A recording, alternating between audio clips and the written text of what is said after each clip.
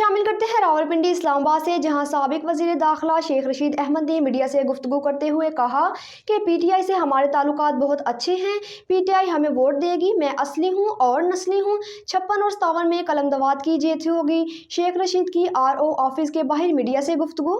Bureau chief Islamabad Faisal Ahmad Siddiqui इस report में। साबिक वजीर दाखिला शेख रशीद अहमद ने आरओ ऑफिस के बाहर मीडिया से गुफ्तगू करते हुए कहा कि आज शेख राशिद शफीक के कागजात नामजदगी मंजूर हो गए हैं।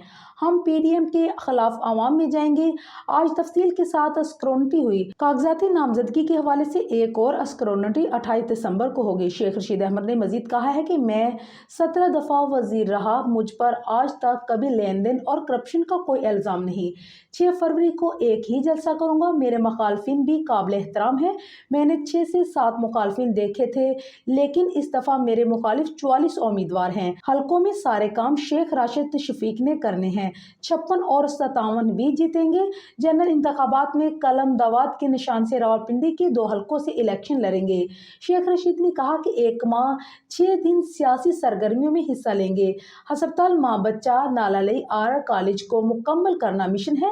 माँ बच्चा अस्पताल 90% मुकम्मल हो चुका है। कॉलेज का इफ्तिताह 6 फरवरी को करेंगे। शेख रशीद अहमद ने कहा कि वज़ीर आला पंजाब से अपील करूंगा कि 6 फरवरी को कॉलेज में स्टाफ भेज दें। मैं अपने हलके में 4 यूनिवर्सिटीज और 60 कॉलेज तमीर करवाएंगे। मैंने रावलपिंडी से बदमाशी और कब्जा माफिया का खात्मा किया है। उन्होंने कहा है कि मैं असली हूँ और नस्ली हूँ। 56 और 57 में जीत कलमदवात की होगी।